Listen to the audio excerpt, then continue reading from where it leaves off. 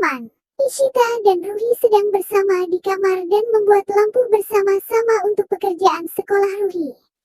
Ruhi pun berkata bahwa besok dia akan mendapatkan 5 bintang. Ruhi meminta ciuman dan mereka mendekat tapi kemudian Ruhi mundur ke belakang. Ishita dan Raman pun saling tatap. Ishita lalu meminta bantuan Ruhi karena dirinya telah berjanji pada seseorang dan hanya Ruhi yang bisa membantunya. Ruhi berkata bahwa dia akan membantu Ishita. Ishita pun menceritakan tentang pesta Mehendi Sagun dan meminta Ruhi untuk datang. Ruhi pun menanyakan tentang pernikahan Sagun karena setiap temannya mengolok dirinya mempunyai 2 ayah dan 2 ibu. Ishita pun memeluk Ruhi dan menenangkannya. Raman lalu mengatakan pada Ruhi bahwa Ruhi hanya memiliki 1 ayah. Ishita lalu kembali meyakinkan dan memberi penjelasan pada Ruhi hingga akhirnya Ruhi setuju untuk datang asal semuanya juga datang. Ishita pun berjanji akan menemani Ruhi. Di rumah Ashok, Sagun sedang berdandan dan Mihika menemuinya. Mereka mengobrol dan kemudian mereka melihat koleksi perhiasan Sagun. Sagun menyuruh Mihika memilih. Ashok datang dan mengatakan jika Mihika sudah seperti saudara baginya. Sagun lalu keluar. Ashok pun merayu Mihika dan memberikannya gelang. Sagun lalu datang memasangkan bros pada Ashok. Mereka berdua lalu pergi. Sagun sedang dihias mehendi. Sementara Ashok menemui Surai di kamar. Surai terlihat kesal karena Ashok menikmati acaranya. Ashok berkata bahwa dirinya menginginkan Mihika. Surai mengingatkannya jika Abimanyu mengetahui hal itu maka akan jadi masalah. Sagun menunjukkan mehendinya pada Mihika. Ashok muncul dan berbicara sendiri. Lalu mengatakan pada Sagun bahwa mehendinya sangat bagus.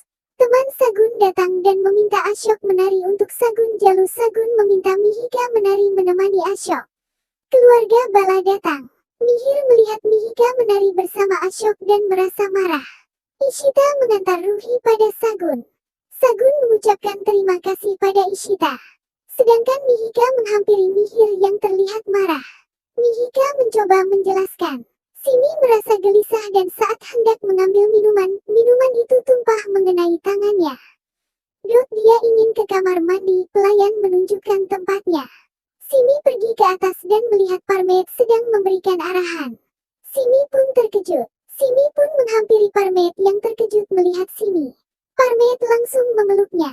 Simi meminta penjelasan. Parmet pun mulai mengarang cerita bohong untuk Simi dan berkata bahwa dirinya baru saja tiba. Beberapa saat kemudian Parmet beranjak pergi. Tiba-tiba datang seorang lelaki menanyakan sesuatu tentang Parmet pada Simi lalu mengatakan jika sudah dan hari Parmet tidak mengerjakan pekerjaan dengan baik. Orang itu lalu pergi dan Simi bertanya-tanya karena ternyata Parmet sudah kembali 6 hari yang lalu tapi mengapa tadi Parmet berkata bahwa dirinya baru saja sampai. Ruhi menunggu Sagun sedang dipasangkan mehendi. Sagun lalu menanyakan apakah Ruhi ingin dipasangkan mehendi juga. Ruhi menolak tawaran Sagun. Raman mencari-cari Ishita. Ishita muncul menghampirinya. Saat akan pergi, Ashok menghadang mereka dan menyindir mereka. Raman akan bereaksi tapi Ishita melarangnya. Ishita lalu membalas ucapan Ashok. Mani datang dan mengucapkan selamat. Lalu Mani berbicara pada Ashok. Mani juga berbicara dengan Raman. Ashok pun terlihat kesal lalu pergi. Ruhi terlihat bosan. Teman-teman Sagun mengatakan sesuatu. Sagun lalu bertanya pada Ruhi. Ruhi ingin pergi menemui Raman. Sagun mengatakan jika Raman mungkin menemui Aditya di kamar. Sagun menyuruh Ruhi pergi ke kamar Aditya. Ruhi pergi ke kamar Surai yang disangkanya kamar Aditya. Ruhi menyadari jika itu bukan kamar Aditya dan akan bergegas pergi tapi tiba-tiba ada panggilan video di laptop Surai dan Ruhi menerimanya. Surai datang dan memarahinya. Surai menerima panggilan videonya dan sinyal tiba-tiba hilang. Surai kembali memarahi Ruhi dan mengusirnya. Ruhi berlari menangis dan menabrak Sagun yang sedang menunjukkan mehendinya pada Ashok.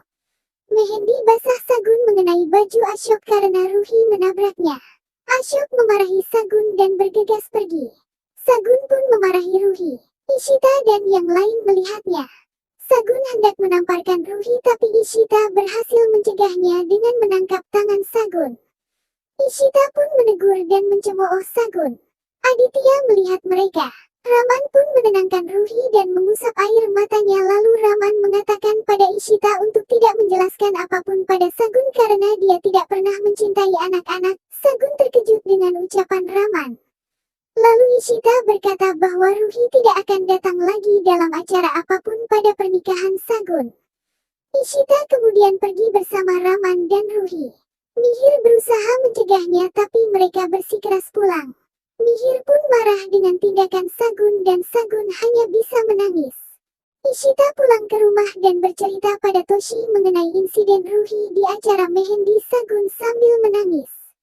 Ishita berkata bahwa Toshi memang benar jika Sagun tidak dapat dipercaya. Ishita berkata bahwa dirinya sangat marah saat ini. Ishita meminta Toshi menghukumnya dan memukulnya. Toshi pun ikut menahan air matanya mendengar cerita Ishita. Ruhi datang dan mengatakan agar neneknya tidak memukul ibunya. Ishita lalu memangku Ruhi dan berkata bahwa neneknya tidak memukul dirinya. Toshi mengatakan untuk apa memukul ibu Ruhi karena dialah yang telah menyelamatkan cucunya tadi. Hanya seorang ibu yang bisa melakukan seperti apa yang dilakukan Ishita terhadap Ruhi. Ishita lalu meminta maaf pada Ruhi karena telah membawanya ke tempat Sagun. Ruhi menghapus air mata Ishita dan berbicara dengannya. Toshi tertawa mendengar ucapan Ruhi. Sementara Raman berada di luar, Mani menemuinya dan mengatakan sesuatu. Mereka lalu mengobrol dan membahas Ishita. Sagun sibuk menghapus mehendinya sambil menangis. Aditya mendatanginya dan Sagun mulai mengadu pada Aditya bagaimana Ishita telah menghinanya tadi. Sagun juga mulai memprovokasi Aditya untuk menyalahkan Ishita. Aditya mengambilkan minuman untuk Sagun lalu memeluknya dan berjanji bahwa dirinya tidak akan melepaskan Ishita karena telah membuat ibunya menangis di hari istimewanya. Pagi harinya, Raman sedang menyisir rambut dan bersiap-siap. Mihir mendatanginya dan memohon bantuannya. Mihir menangani acara Sagun tapi dirinya lupa untuk mengatur penarinya. Mihir meminta Raman melakukan sesuatu. Raman berkata bahwa semua masalah pasti ada jalan keluarnya tinggal memutar otak saja. Raman berkata akan membuat keluarganya yang menari. Mihir terkejut. Raman menambahkan bahwa ibunya akan melawan ibu mertuanya. Jika Mihika bisa meyakinkan Madavi maka Toshi juga akan setuju untuk menari. Mihir pun memikirkannya. Raman lalu bergegas keluar kamar. Mihika berbicara dengan Madavi. Madavi menolak untuk menari tapi Mihika memanas-manasin Madavi dengan mengatakan bahwa Toshi berkata jika Madavi demam panggung dan tidak bisa menari Punjabi. Madavi tersulut dan bersedia untuk menari dan menunjukkan bahwa dirinya bukan penakut. Raman berbicara dengan ibunya dan berkata bahwa Madavi setuju untuk menari. Mihir ikut berbicara dan Ishita mendengarkan mereka. Toshi menolak untuk menari setelah apa yang dilakukan Sagun pada Ruhi. Toshi pergi ke kamar dan berbicara sendiri mengatakan bahwa Madavi tidak tahu tarian Punjabi dan akan merusak nama mereka. Ishita masuk membawakan teh sambil berbicara pada Toshi. Mengakan bahwa ibunya menari dengan sangat baik dan terlihat cantik. Toshi menatap menyelidik saat Ishita berbicara. Ishita kembali menceritakan ibunya dan Toshi kesal jadinya laku menyuruh Ishita meninggalkannya. Madavi sedang berbicara dengan Fandu dan Mihika, mereka berlatih menari sambil melihat di laptop. Vishwa meminta makanan. Madavi berkata bahwa dirinya tidak memasak dan Madavi menyuruh Fandu memesan nasi sambar. Mihika lalu mengajarkan gerakan demi gerakan. Toshi pun mengintip dari pintu dengan wajah kesal. Toshi melipat selimut sambil mengomel karena Madavi akan pergi melakukan tarian Punjabi di acara Sangeet Sagun. Tuan Bala mengomentarinya dan menyuruhnya membiarkannya. Tapi Toshi berkata akan mendatangi Sangeet Sagun untuk menunjukkan pada Madavi bagaimana kelasnya. Nilu menghidangkan susu untuk Ishita. Toshi keluar kamar dan duduk mengobrol bersama Ishita. Toshi melihat Ishita seperti kesakitan dan bertanya. Ishita berkata hanya sakit perut biasa. Toshi lalu meminta bantuan Ishita agar membantunya menari. Nilu lalu membawakan ponselnya dan Toshi menerima telepon dari Pami. Kemudian Toshi berkata akan segera datang. Toshi meminta Ishita untuk meminum obat agar lekas sembuh. Ishita pun tersenyum. Bala membawa CD-CD dan terjatuh di depan apartemen. Raman muncul dan membantunya lalu mereka mengobrol.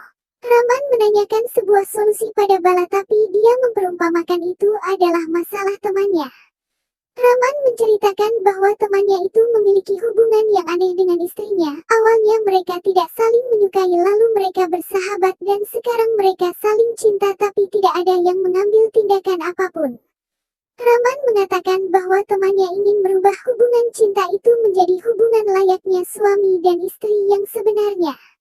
Bala berkata bahwa dirinya memahami cerita Raman lalu Bala mengeluarkan paket kontrasepsi dari dalam sakunya dan Raman salah sangka.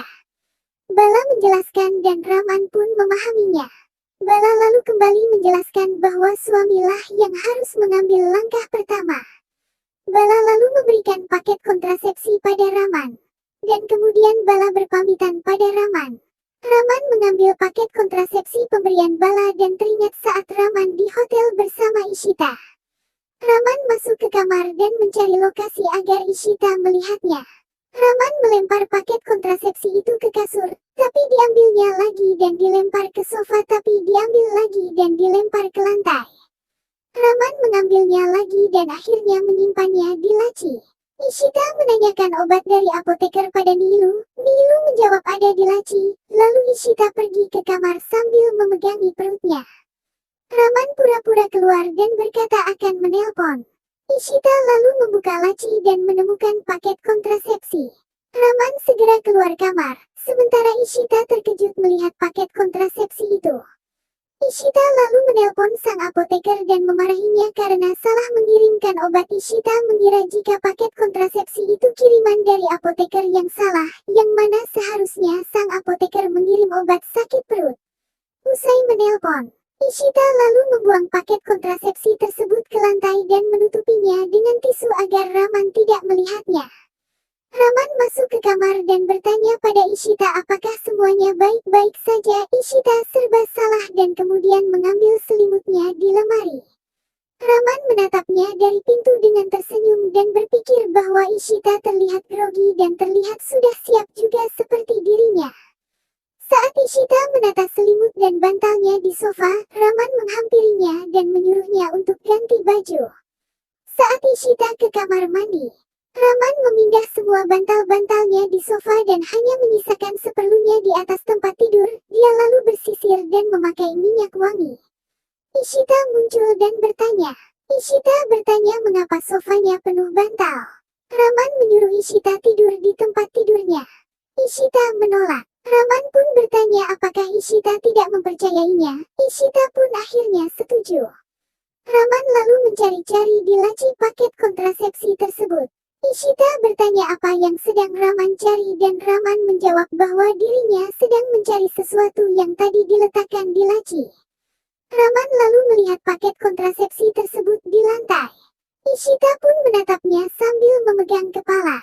Ishita lalu meminta maaf dan mengatakan jika dirinya memesan obat sakit perut tapi pihak apotik mengirimkan obat yang salah. Ishita berkata agar Raman tidak salah paham melihat paket kontrasepsi tersebut. Raman lalu duduk di tepi ranjang sambil mengomel. Ishita bertanya apa yang diomelkan Raman dan Raman menjawab bahwa dirinya tidak sedang mengomel lalu Raman mematikan lampu. Raman lalu duduk di tempat tidurnya dan menatap Ishita yang sudah tertidur. Raman berkata, aku mencintainya tapi mungkin aku harus menemukan cara yang lain untuk mengungkapkannya dan suatu hari aku akan mengatakannya. Oh so sweet Raman.